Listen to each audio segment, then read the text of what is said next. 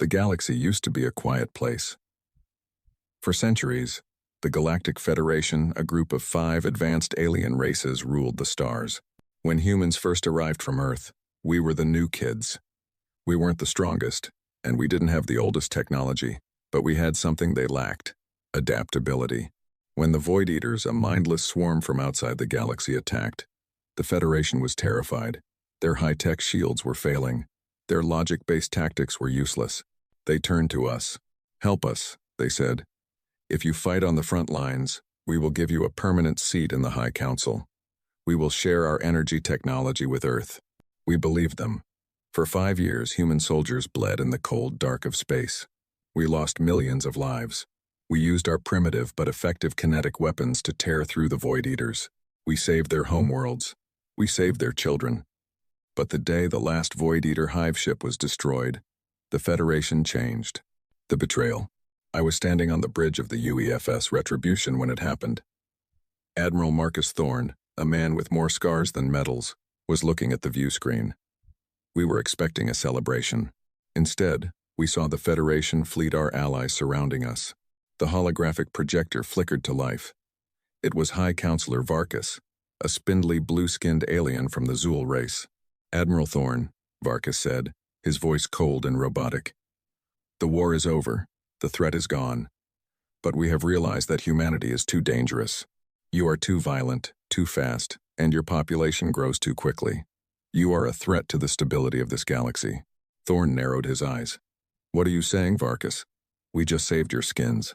"We are saying," Varkas replied, "that your services are no longer required. All human ships must power down their engines and prepare for boarding. Your colonies will be dismantled, and your people will be relocated to a single system under our protection. If you refuse, we will fire." The trap. They didn't wait for an answer. Before Thorne could even speak, the Federation fleet opened fire. But they didn't use lasers. They used ion pulses. They knew our ships were weakened from the war. Bam! The Retribution shuddered. All the lights turned red. The hum of the engine died. "Status!" Thorne yelled. "Engines are dead, sir. Shields at 10%. The comms officer shouted. "They've sent a virus into our network. They used the repair nanites they gave us last month to sabotage our systems from the inside. They hadn't just attacked us. They had planned this for months. While we were fighting their war, they were building a cage for us. Across the sector, thousands of human transport ships and colony hubs were being seized. They took our fuel, our food supplies, and our communication arrays. They left us with nothing. They thought that without their advanced technology, we would crawl back to Earth and slowly fade away." The human response. Varkas appeared on the screen one last time. "Do not be sad, Admiral. You are lucky we let you live. But from today, the stars belong to us again. You have nothing left to fight with." The screen went black. The bridge was silent. Everyone looked at Admiral Thorne. We were drifting in space, surrounded by enemy ships that were now moving away, laughing at us. We had no fuel, no long-range comms, and no advanced Federation weapons. Thorne walked over to a small locker at the back of the bridge. He pulled out an old-fashioned, physical cigar, a luxury from Earth, and lit it. "They think we have nothing," Thorne said, the smoke curling around his head. "They think because they took our shiny toys and our plasma cores, we are beaten." He looked at the crew. His eyes weren't full of fear. They were full of a dark, burning fire. "The Federation forgot one thing about humans," Thorne whispered. "We didn't start with plasma. We started with rocks and sticks. And when someone takes our house, we don't cry. We build a bigger one and take theirs." He turned to the chief engineer. "Sarah, can we still access the emergency manual overrides, the old mechanical ones?" Tara. "Yes, sir," she said, wiping grease from her forehead. "They disabled the digital systems, but they didn't touch the old hydraulic levers. They probably don't even know what they are." "Good," Thorne smiled. It was a terrifying smile. "Call all remaining ships on the shortwave radio frequencies, the ones used in the 20th century. The aliens won't be listening there. Tell them the plan has changed." "What is the plan, sir?" I asked. Thorne looked out at the glowing lights of the Federation's rich cities in the distance. "They took our future," he said. "So, We are going to take their everything, every ship, every mine, every credit. We aren't going home. We're going shopping. That was the day the Great Reclamation began. The aliens thought they had won because they took our technology. They didn't realize that a hungry human with a wrench is much more dangerous than a soldier with a laser. The Federation made a fatal mistake. They assumed that because we were low-tech, we were helpless. They saw our ships as scrap metal floating in the dark. But to a human engineer, scrap metal is just a weapon that hasn't been put together yet. The secret frequency. For 3 days, the UEFS Retribution drifted. To the alien scanners, we looked like a dead ship. But inside, the corridors were buzzing with silent energy. We weren't using the Federation's glowing blue power grids. We were using old-school copper wires and backup diesel generators. Tech so ancient, the aliens didn't even recognize the heat signatures. "Admiral," Chief Engineer Sarah whispered, "the shortwave radio is working. I've reached the Ironclad, the Vanguard, and the mining colony on Asteroid 9. Thorne nodded. "Tell them to stay dark. No lights, no signals. We are going to hit the Zool Energy Depot on the moon of Xylos. That's where they're keeping the fuel they stole from us." "Sir," I interrupted, "Xylos is protected by a Class 5 AI defense shield. We don't have the codes anymore." Thorne smirked, tapping his temple. "We don't need codes. We have human viruses that no AI can calculate. The heist begins. We didn't fly to Xylos using engines. That would have alerted their sensors. Instead, we used a gravity slingshot. We turned off all power and let the gravity of a nearby gas giant pull us toward the moon. We were a 50,000-ton ghost falling through the sky. As we approached the depot, the massive alien structure came into view. It was a beautiful tower of glass and light, filled with millions of gallons of star fuel. "Now!" Thorne shouted. We didn't fire lasers. We fired harpoons. Massive, heavy steel cables with magnetic tips. Clang, clang, clang. The harpoons pierced the glass walls of the depot. The Federation's AI was confused. It was programmed to block energy beams and hacking attempts. It didn't know how to react to a giant piece of sharpened metal hitting it. It was like a supercomputer trying to fight a caveman with a club. The chaos. "Breach team, go!" I led the squad. We didn't wear fancy light armor. We wore heavy, thick, lead-lined suits. We swung across the cables like pirates from the old Earth oceans. When we hit the glass, we used thermite, a simple chemical mixture, to melt through their indestructible shields. Inside, the Zool guards were panicking. They reached for their DNA-coated pulse rifles, but Sarah had already done her trick. She hadn't hacked their system. She had simply overloaded the local gravity sensors. Suddenly, the Zool guards, who were used to perfect, stable gravity, were floating uncontrollably. But we humans? We had spent months training in zero-G gyms on Earth.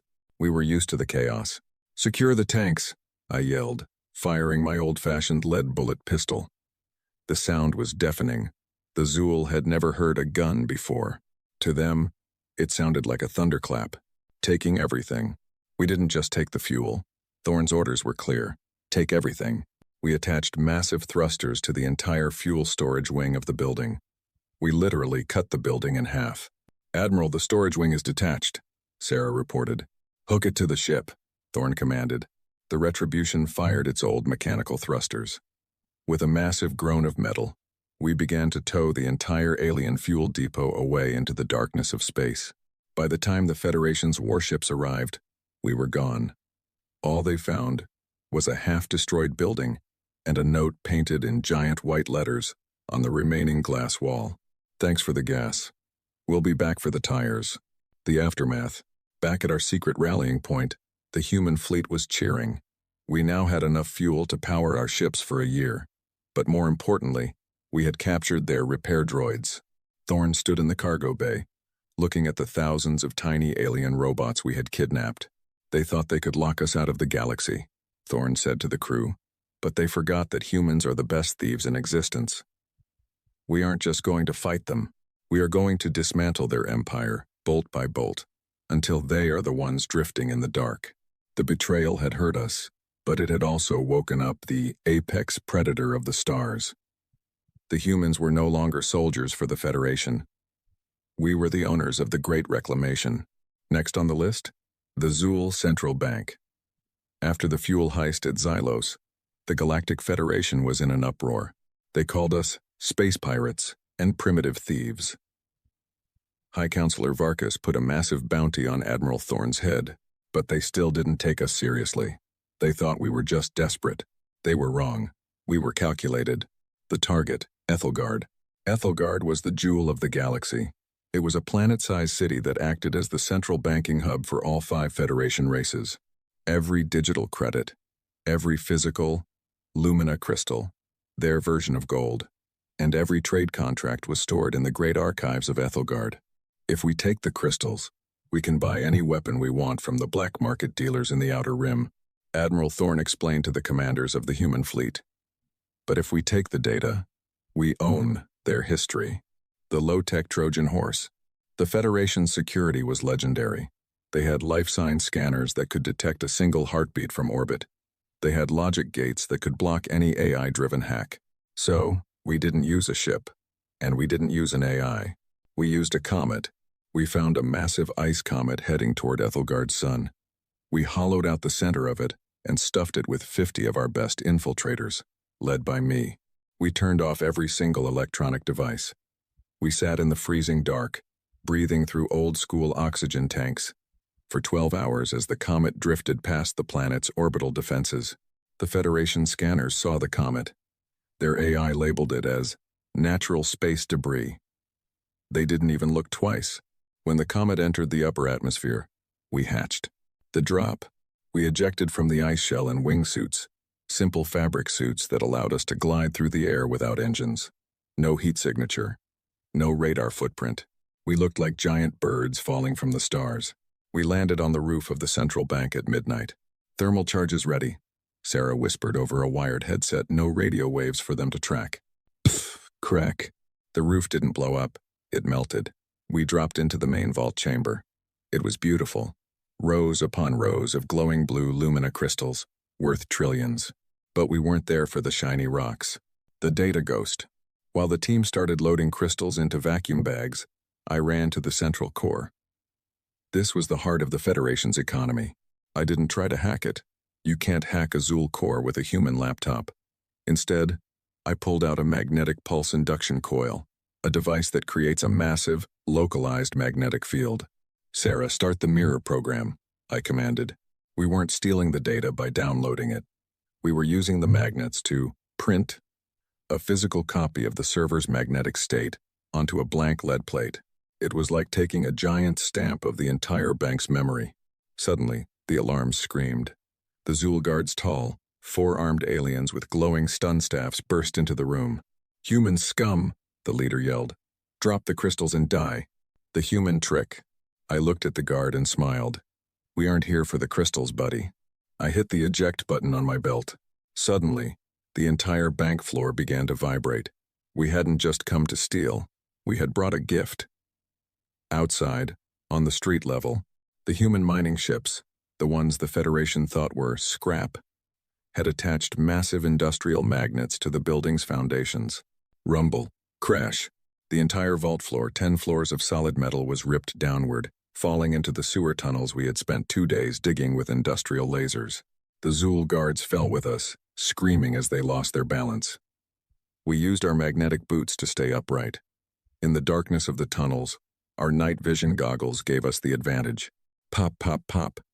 Our silenced pistols took them down before they could even see us. The Great Disappearance. By the time the Federation police reached the sewers, we were gone. We had loaded the vault floor onto a massive underground maglev train, an old piece of infrastructure the Zool had abandoned centuries ago. We didn't just take their money, we took the property deeds. The next morning, High Counselor Varkas woke up to a galaxy-wide broadcast. It wasn't a threat. It was a legal notice. Admiral Thorne appeared on every screen in the Federation. He was holding a glass of wine and a stack of digital papers. "Attention, citizens of the Federation," Thorne said calmly.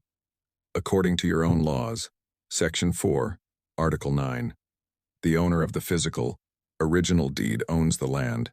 And well, I'm currently holding the deeds to your 3 biggest mining planets, 2 sun collectors, and the High Counselor's private summer villa." He took a sip of his wine. "Technically, You're all trespassing on human property now. You have 24 hours to pay rent, in the form of military tech and warships. Or we start the evictions. The Federation had betrayed us to save their power. Now, they were realizing that in a galaxy run by laws and money, the humans had just become the ultimate landlords. High Counselor Varkas made a televised speech. The human landlords are a joke, he sneered. We do not pay rent to monkeys. We pay in fire.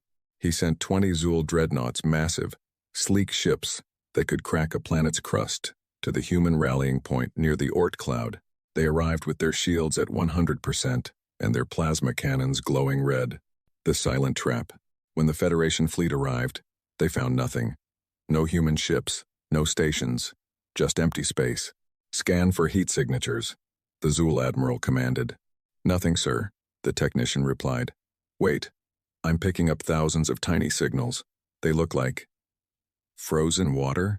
The Federation's advanced sensors ignored them. To their AI, it was just space ice. But inside those blocks of ice were human saboteurs. We had covered our small boarding pods in layers of frozen CO2 and ice to match the temperature of deep space. We were invisible to their high-tech thermal cameras. The cold boarding. As the massive dreadnoughts drifted through the ice field, we fired small compressed air thrusters. No fire, no heat, just a puff of cold air to push us toward the enemy hulls. Thump. I was in Pod 7. We hit the side of the Zul flagship, the Star Crusher. We didn't use drills. Drills make noise and vibration. Instead, we used gallium liquid. We poured the liquid onto their indestructible aluminum alloy hull. In minutes, the metal became as brittle as a dry cracker. Crunch. We snapped a hole in the ship and climbed inside. Chaos in the corridors. The Zul were prepared for a space battle, not a hallway fight. Their ships were designed for long-range laser duels. The corridors were wide and built for comfort, not defense. We burst through the vents. We weren't using energy shields. We were using flashbangs and smoke grenades. I can't see. My sensors are blinded. A Zul guard screamed as the thick gray smoke filled the deck. To an alien who relies on visual augmentation, smoke is a nightmare. To a human who grew up playing hide-and-seek in the dark, it's home. We moved like shadows. Using simple stun batons and zip ties, we neutralized the crew deck by deck. We didn't want to kill them. Dead pilots can't teach you how to fly. The hijack. On the bridge, the Zul Admiral was frantically hitting buttons. Override. Lock the engines. Self-destruct. Too late, pal. Admiral Thorne's voice came over the ship's own intercom. Thorne hadn't boarded a ship. He was sitting in an old human, ham radio room on an asteroid. But he had Sarah. Sarah had found a backdoor. She hadn't hacked the Zul computer. She had hacked the maintenance droids we stole in Part 2. Thousands of those little robots were now crawling inside the Star Crusher's computer brain, physically pulling out wires and rerouting them to a human-made control box we had brought with us. Admiral, I called out into my radio. The bridge is ours. The Star Crusher is now a human ship. The Grand Theft Starship. Across the fleet, the same thing was happening. One by one, the glowing blue lights of the Federation dreadnoughts turned human orange. The Zul pilots were forced into escape pods and launched back toward their homeworld. They watched, crying in shame, as their own invincible fleet turned around and warped away. The message. An hour later, Varkas received a ping on his private terminal. It was a video from Admiral Thorne, sitting in the captain's chair of the Federation's own flagship. Varkas, Thorne said, leaning back comfortably. You said you'd pay in fire. Well, your ships have excellent firepower. Thanks for the donation. Thorne pointed the camera out the window. Behind him, 19 other stolen dreadnoughts were lining up. Now, Thorne continued, his voice turning cold. You've lost your bank, you've lost your fuel, and now you've lost your primary fleet. We have everything we need to build our own empire. But we're not done. You still have your food synthesizer hubs on Planet Ceres, and we're feeling a bit hungry. The Federation was officially in a panic. They had tried to treat us like a minor threat. Now, they were realizing that they hadn't just betrayed an ally, they had accidentally built and funded the most dangerous army in the galaxy. In the galaxy, nobody farms anymore. The Federation races the Zul, the Xylos, and the Krill rely entirely on molecular food synthesizers. These massive machines, located on the Garden Planet Series 2, turn raw energy and basic minerals into steak, fruit, and nutrient pastes. If we control Series 2, High Counselor Varkas told his remaining generals, the humans will have to beg for a biscuit. They can steal our ships, but they cannot eat metal. He was right about one thing. We were hungry.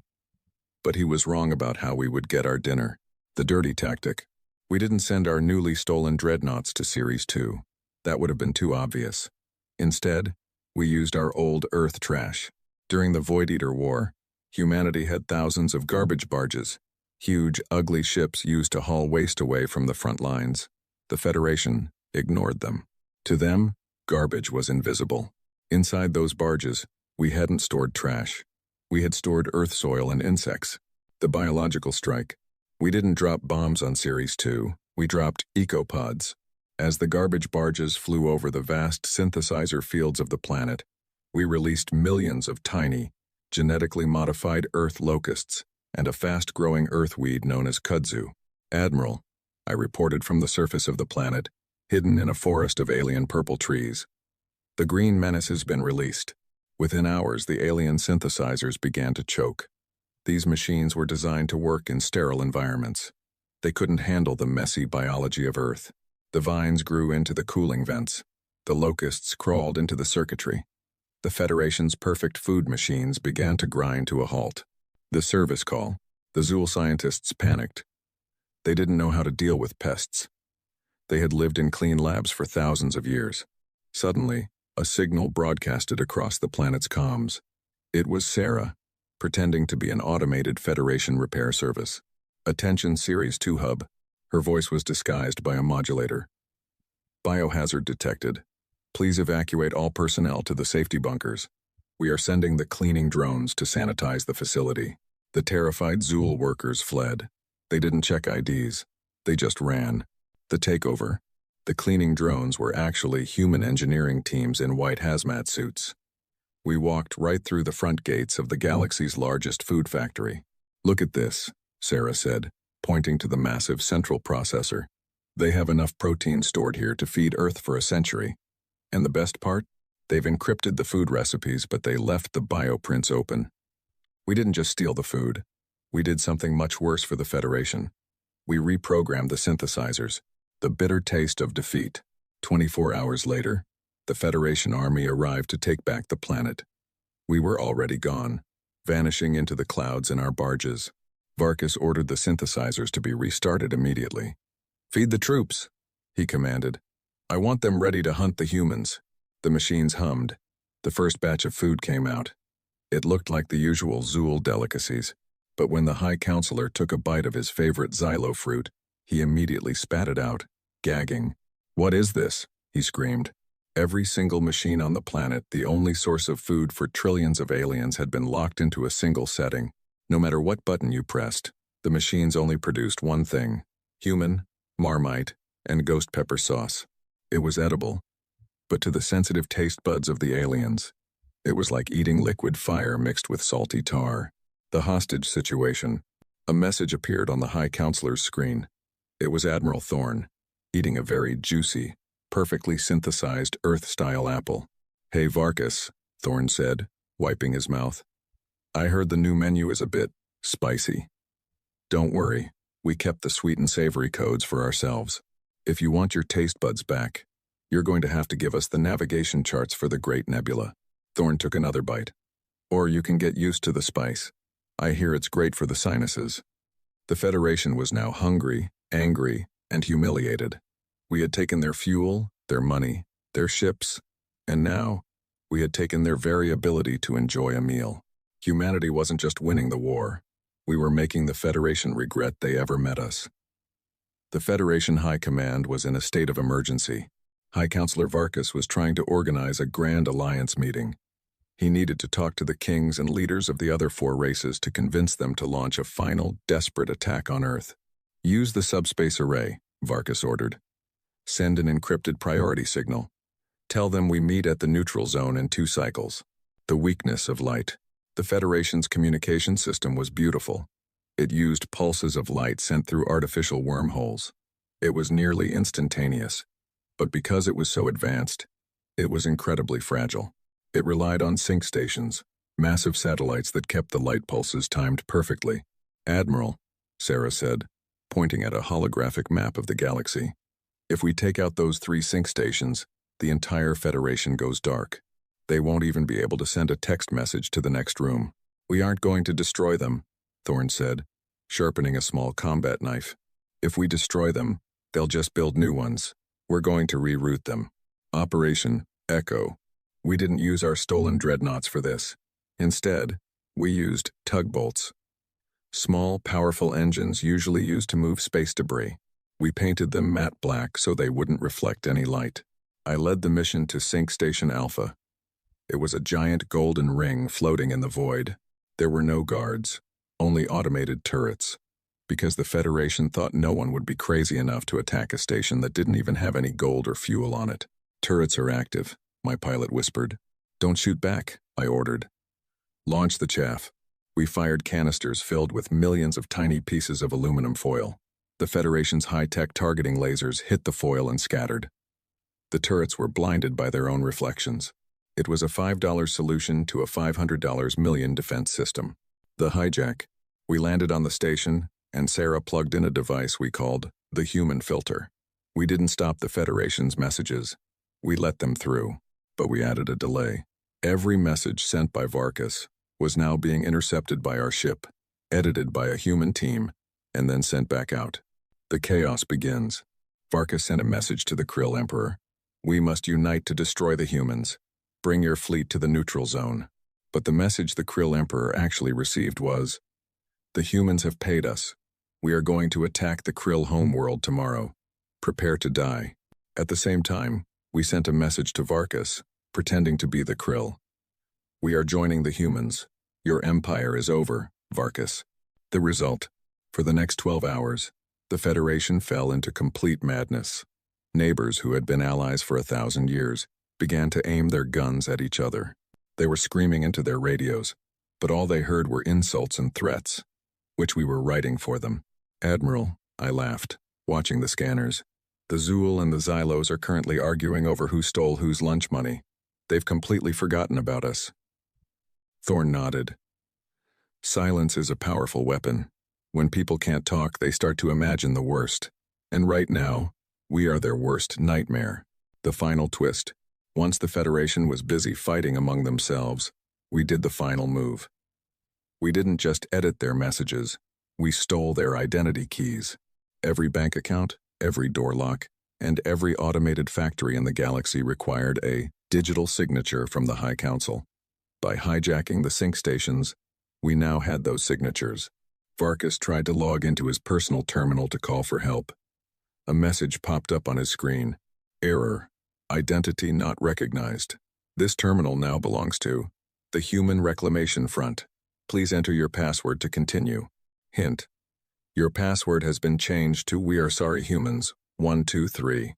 The High Counselor sat in his dark office, realized his lights were turned off, his bank was empty, his ships were gone, and now, he couldn't even prove who he was. Humanity had turned the entire galaxy into a giant prank call, and the Federation was the punchline. The High Council of the Federation kept their most prized possessions in the Vault of Ages on the planet Primus. This wasn't a bank for money, it was a bank for legacy. It held the original crowns of ancient kings, the first blueprints of their warp engines, and the soul cores of their ancestors, digital memories of their greatest leaders. "If we lose our history," Counselor Varkas whispered to his shivering guards, "we are nothing but ghosts. Protect the vault at all costs." The invisible invasion. We didn't send soldiers. We didn't send hackers. We sent the janitors. Because the Federation's economy had collapsed, thanks to us, they had fired all their expensive security droids. They were forced to hire cheap labor to keep their museums clean. A group of Xylo workers arrived at the Vault of Ages. They wore masks, carried mops, and spoke in low alien grunts. The guards didn't even look at them. Why would they? They were just cleaners. Except, under those masks, were Admiral Thorne, Sarah, and me. The swap. We spent 3 hours cleaning the main gallery. While Sarah used a portable scanner to create perfect 3D holograms of the artifacts, I was busy with the human touch. We weren't just stealing the items. We were replacing them with Earth junk. We took the golden scepter of the Zul Empire, a symbol of their divine right to rule, and put it in a bag. In its place, we put a plastic yellow broom handle, spray-painted gold. From a distance, in the dim museum light, it looked exactly the same. We took the first warp engine blueprint and replaced it with a child's drawing of a rocket ship colored with crayons. We took the soul cores, the digital memories, and replaced them with USB drives containing nothing but a 10-hour loop of Never Gonna Give You Up by Rick Astley. The reveal. We walked out of the front door with the history of the galaxy in our trash bags. Nobody stopped us. Once we were safe on the Retribution, Thorn gave the order. Turn on the planetary broadcast. Let's show them who really owns the past now. Suddenly, every screen on the planet Primus flickered. Instead of the usual Federation news, it showed Admiral Thorn standing in our cargo bay, surrounded by their most sacred treasures. People of the Federation, Thorn said, holding up the real golden scepter. You told us we were a minor race. You told us we had no culture, no history worth keeping. You tried to erase our future. He dropped the scepter into a crate marked, Property of Earth. Well, it turns out your history is pretty easy to carry. Since you couldn't protect your past, we've decided to look after it for you. If you want your soul cores back, you're going to have to ask nicely. The collapse of spirit. The news spread like wildfire. When the high-ranking Zul priests rushed to the vault to check their treasures, they found the plastic broom handle. When they tried to consult their ancestors for advice, they were met with a 1980s pop song. The psychological blow was more devastating than any bomb. The citizens of the Federation stopped believing in their leaders. If the High Council couldn't even keep a scepter from being replaced by a broom, how could they rule a galaxy? The new history. Thorn turned to me as we watched the Federation systems descend into riots.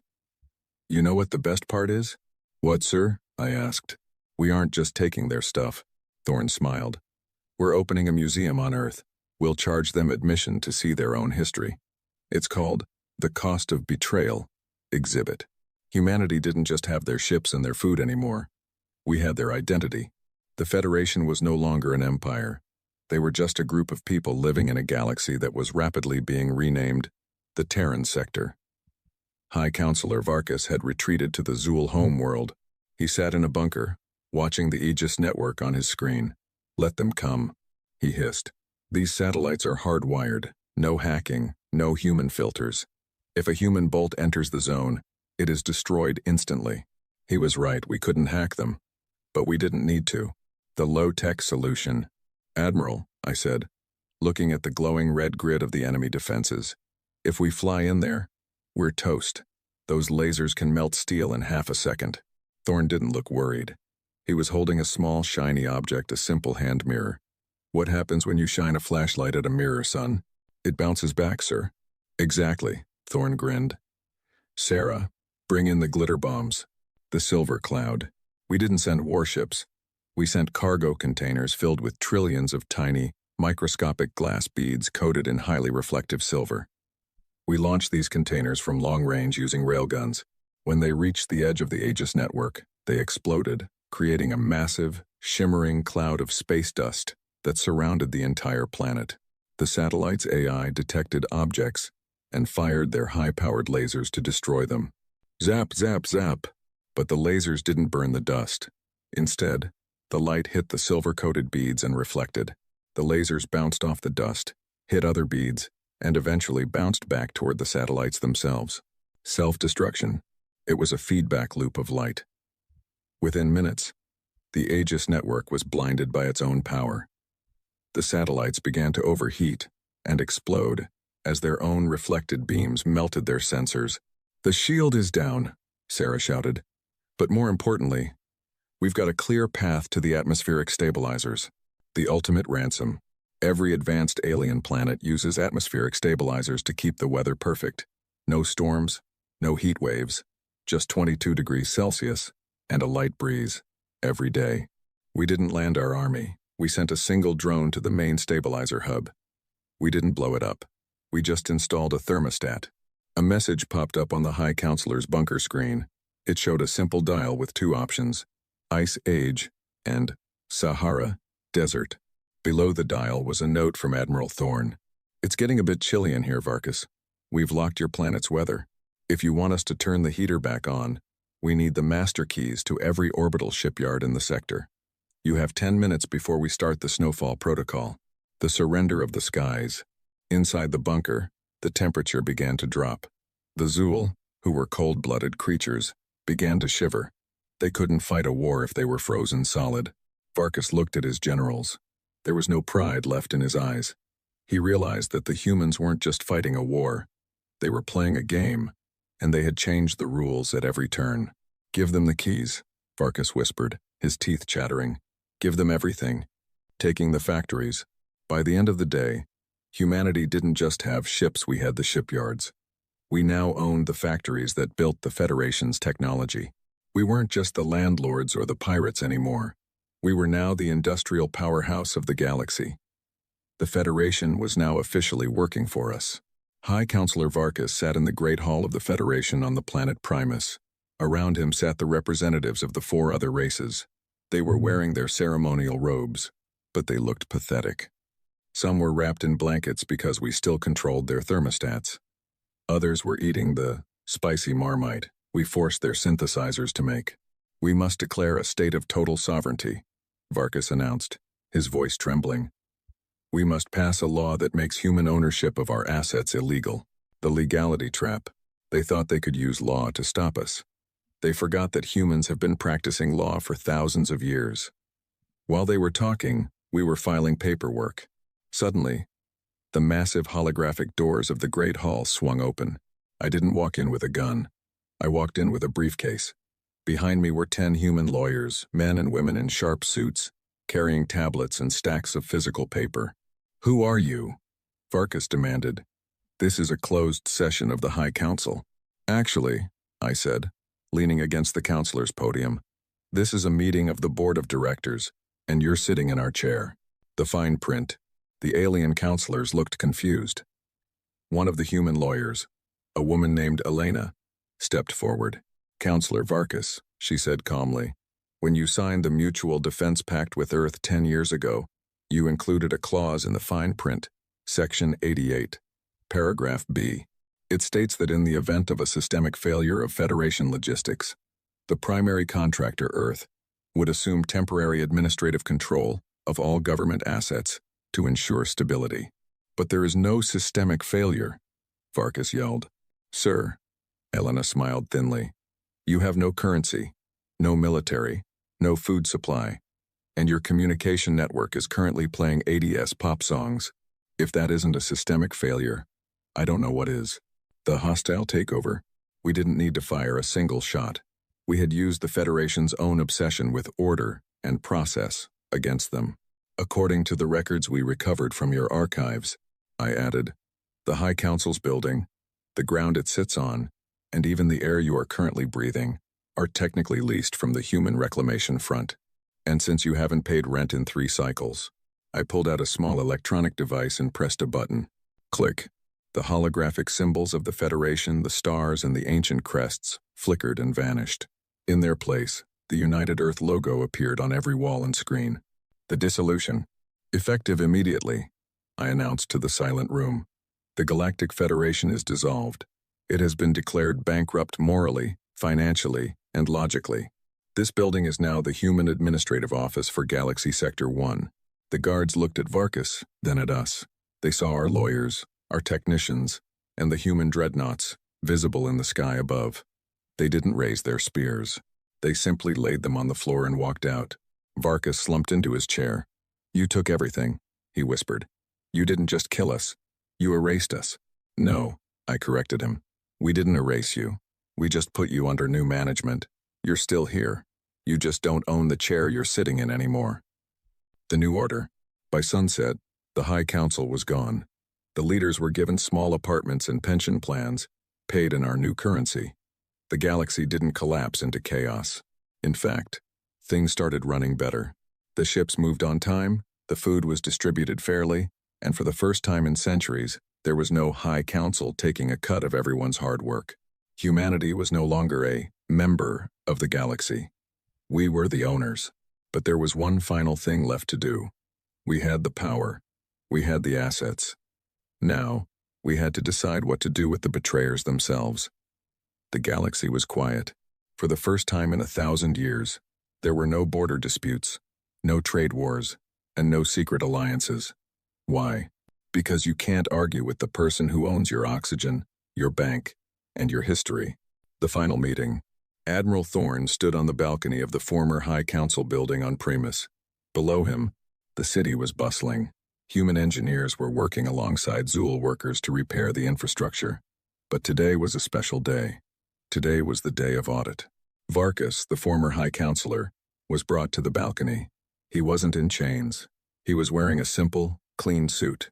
He looked older, tired, but safe. "Look at them," Thorne said, pointing to the streets. "They're actually happy. The Krill are trading with the Xylos again. No more political taxes or galactic fees. Just honest work." "Eilevan," Varkas sighed. "You took our pride, Thorne. You made us beggars in our own homes." "No," Thorne turned to face him. "We took your greed.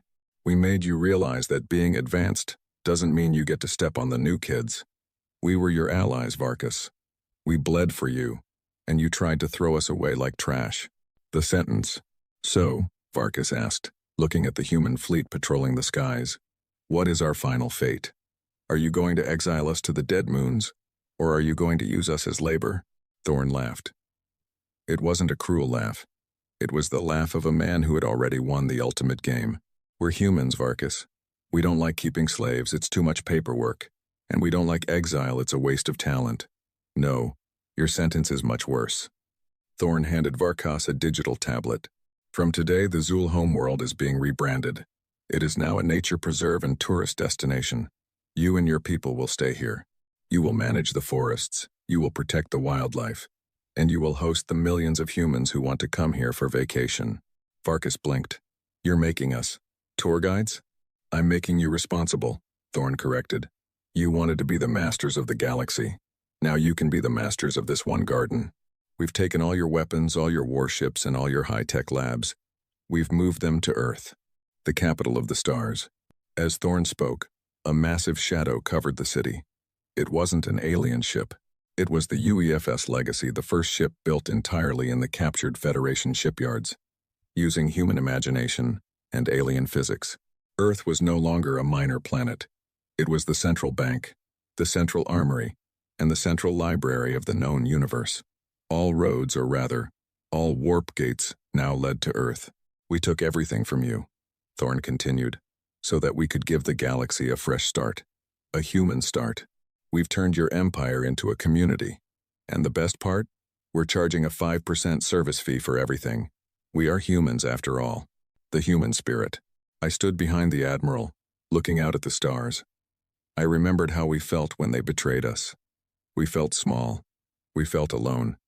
We felt like the galaxy was a cold, dark place. But we didn't stay small. We grew. We adapted. We stole. We hacked. We bargained. And we fought until the cold dark belonged to us. "Admiral," I said, "the first transport of Earth students has arrived. They're here to study the ancient alien ruins in the museum." Thorne smiled and lit his cigar. "Tell them to enjoy the tour.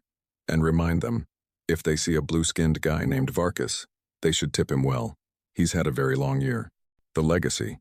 The story of the human reclamation became a legend that lasted for 10,000 years.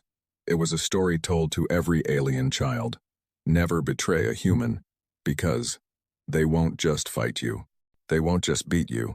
They will take your house, your car, your lunch, and your history, and then they'll hire you to keep the grass cut. The galaxy was finally at peace, and for the first time, it was a human peace.